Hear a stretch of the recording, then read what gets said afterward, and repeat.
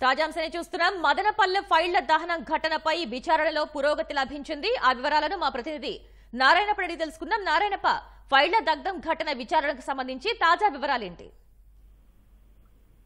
శ్వేత, Madanapalle sub collector కార్యాలయంలో revenue ఫైళ్ల దహనానికి సంబంధించి పోలీసులు విచారణ విస్తృతం చేశారు. ఆరో రోజు పలువురి అనుమానితులను మదనపల్లి డిఎస్పీ కార్యాలయానికి పిలిపించి విచారణ చేపట్టారు. ప్రధానంగా ఫైళ్ల దహనానికి సంబంధించి కుట్రకోణంలోనే పోలీసులు ఈ దర్యాప్తు కొనసాగిస్తున్నారు. ఇప్పటికే మాజీ మంత్రి పెద్దిరెడ్డి రామచంద్రారెడ్డి ప్రధాన అనుచరుడు మాధవరెడ్డిని కీలక నిందితుడిగా భావిస్తున్న పోలీసులు అతని కోసం విస్తృతంగా గాలిస్తున్నారు.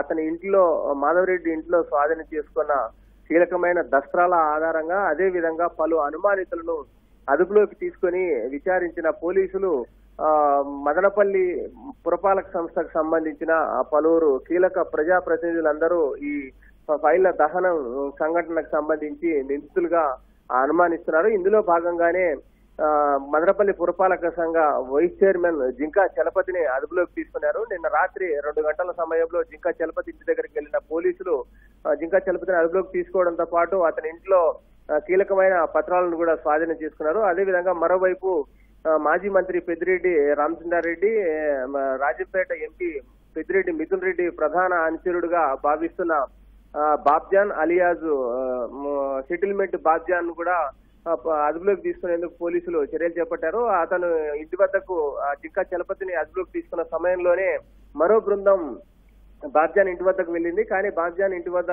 బయట తాళం వేసి లోపల ఎవరు లేరని చెప్పి పోలీసులకు ఏమాత్రం సహకరించలేదు. ఈ నేపథ్యంలోనే మరికొంతమంది పోలీసు సంఘటన స్థలానికి బాబ్జాన్ ఇంటి వద్దకు చేరుకొని అతని అదుపులోకి తీసుకునే ప్రయత్నం చేపట్టారు. కానీ దానికి అదుపులోకి ఇంకా ఇప్పటి వరకు బాబ్జాన్ పోలీసులకు అదుపులోకి రాలేదు.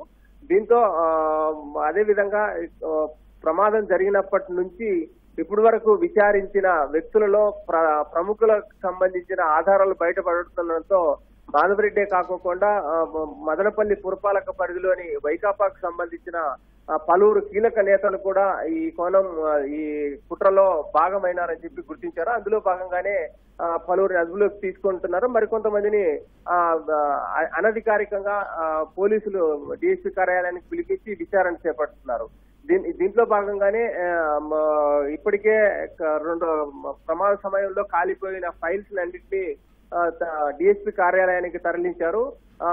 ఆయా మదనపల్లి సబ్ డివిజన్ పరిధిలోని తహసీల్దార్ కార్యాలయాల నుంచి కూడా ఈ కాలిపోయిన ఫైల్స్ కు సంబంధించి, అంటే కాలిపోతూ మిగిలిపోయిన దాని ఆధారంగా ఆయా తహసీల్దార్ కార్యాలయాల్లో ఎవరెవరు ఏమేమి ఉన్నాయన్న అంశాలను పరిగణలోకి తీసుకొని రెవెన్యూ అధికారులు కాలిపోయిన దస్త్రాలకు సంబంధించిన వివరాలను సేకరించే పనిలో రెవెన్యూ అధికారులు ఉంటే, ఈ కుట్ర కోణంలో ఎవరెవరు కీలక భాగస్వాములు అయ్యారు, కుట్రకు పాల్పడిన వ్యక్తులు ఎవరు, ఆ పాల్పడిన వ్యక్తులకు సంబంధించి రెవెన్యూ వైపు నుంచి ఎలాంటి అక్రమాలు చోటు చేసుకున్నాయనే అంశంపై అటు రెవెన్యూ అధికారులతోనూ ఇటు పోలీసులు సమన్వయం చేసుకుంటూ దర్యాప్తును విస్తృతం చేశారు.